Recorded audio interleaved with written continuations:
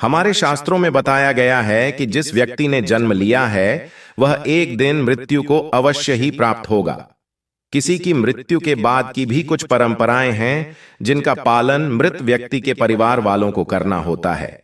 इन्हीं परंपराओं में से एक है किसी की मृत्यु के बाद घर में गरुड़ पुराण का पाठ करवाना। गरुड़ पुराण में ऐसी 10 बातें जो आपको जानना आवश्यक है। पहली मान्यता है कि गरुड़ पुराण का पाठ करने से मरने वाले व्यक्ति की आत्मा को शांति मिलती है, क्योंकि गरुड़ पुराण पगड़ी आदि रस्मों तक लगभग 12-13 दिनों तक पढ़ा जाता है। दूसरी बात, शास्त्रों के अनुसार पगड़ी रस्म तक मरने वाले की आत्मा उसी के घर में निवास करती है और वह भी यह पुराण सुनती है। गरुड़ पुराण का धार्मिक महत्व यही है कि मृत व्यक्ति की आत्मा को शांति और मोक्ष मिल सके। तीसरी, आमतौर पर लोगों के मन में जन्म और मृत्यु से जुड़े कई प्रश्नों के उत्तर जानने की उत्सुकता रहती है। जब किसी इंसान की मृत्यु होती है तो परिवार के शेष सदस्य यही सोचते हैं कि मृत्यु क्यों होती है।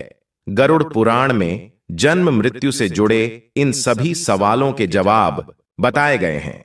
चौथी, गरुड़ पुराण में भगवान विष्णु की भक्ति और उपासना का महत्व बताया गया है। इसमें श्री हरि के 24 अवतारों की कथाएं हैं। गरुड़ पुराण का प्रारंभ मनु और सृष्टि की उत्पत्ति से होता है। इसके बाद अन्य पौराणिक कथाएं भी हैं। पांचवा है सूर्य, चंद्र आदि ग्रहों के मंत्र, शिव पार्वती पूजन का महत्व, इंद्र, सरस्वती और 9 शक्तियों की भी जानकारियां इस पुराण में दी गई हैं। छठी, गरुड़ पुराण के 2 भाग हैं।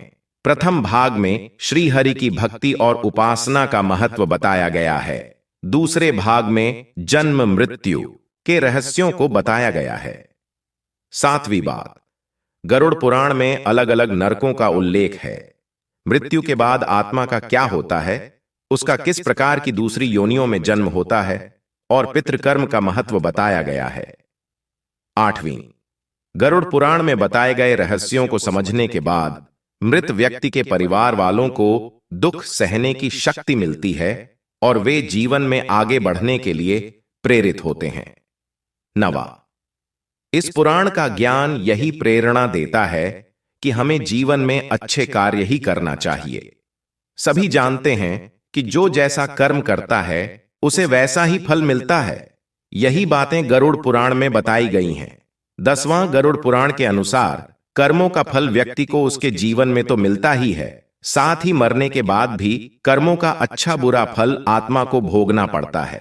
इस ज्ञान को प्राप्त करने के लिए किसी की मृत्यु के बाद का अवसर निर्धारित किया गया, ताकि उस समय हम जन्म मृत्यु से जुड़े सभी सत्य जान सके और मृत व्यक्ति के बिछड़ने के दुख को सहन करने की शक्ति प्राप्त कर सके।